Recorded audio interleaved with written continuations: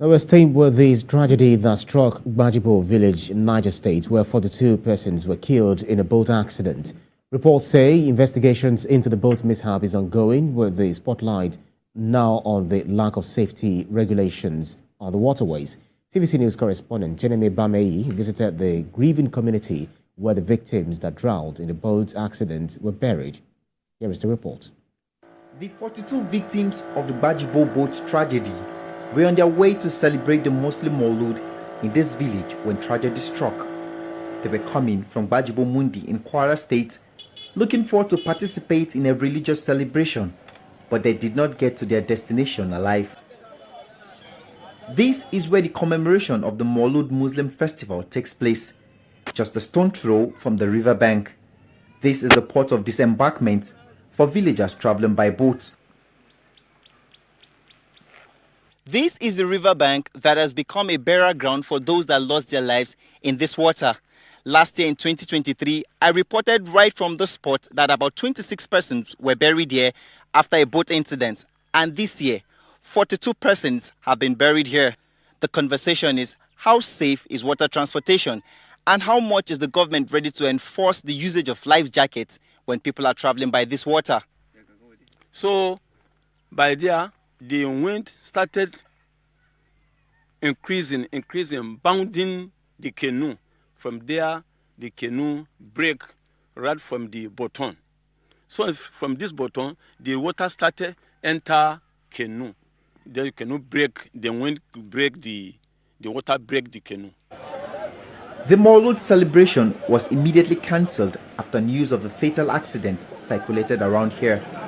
But the key question is, what kind of regulatory precautions exist to ensure compliance with safety standards on the waterways, and how are these measures enforced? TVC News visited Gbajibo, where the grieving families came to bury the dead. The mourners hold on to their faith and believe that the accident was predestined.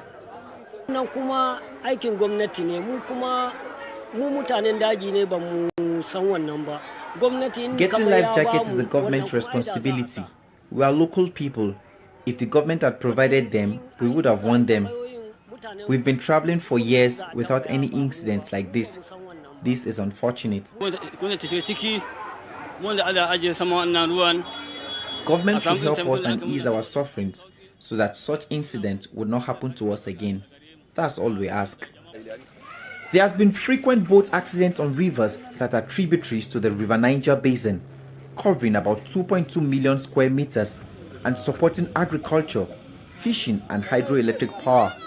Since 2005, 550 deaths have been reported from boat accidents. In 2022, there were 6 boat accidents and 98 deaths. In 2023 alone, there were 8 boat accidents with 65 deaths recorded.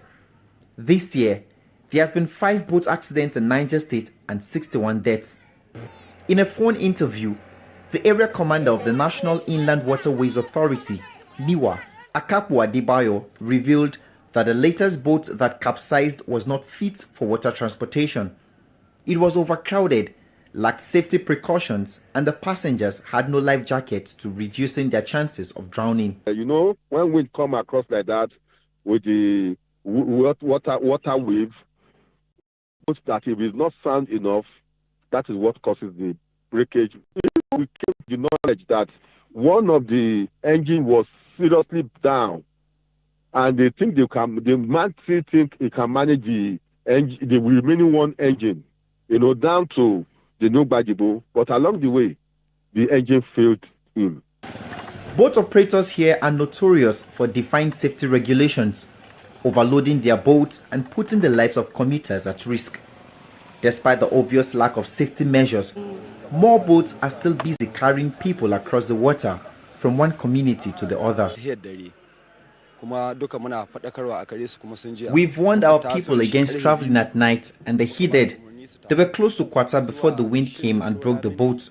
But before now, the people listened to our warnings. This is just unfortunate. Life jacket. First,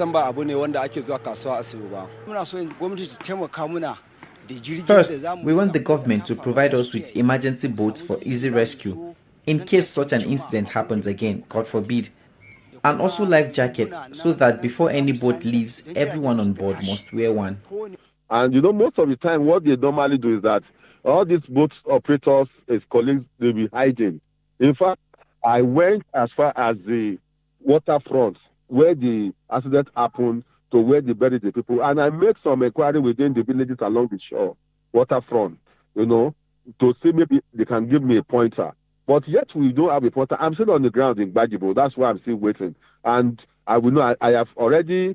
I'm working in conjunction with Gbajibo police people and the vigilante. And at the same time, in fact, one of the things I want to do today is if I need to even arrest the head of the boat operator in Gbajibo, by the time I arrest him, they will bring the man out. Despite losing family, friends and relatives to a boat accident, those who have come to mourn will still travel back to their destination by boat with the same exposure. There seems to be so much work for regulatory agencies to do in these riverine communities, as the waters is still the most convenient means of commuting between communities and villages in the area. Chenemi Bameyi, TVC News, Gbajibo.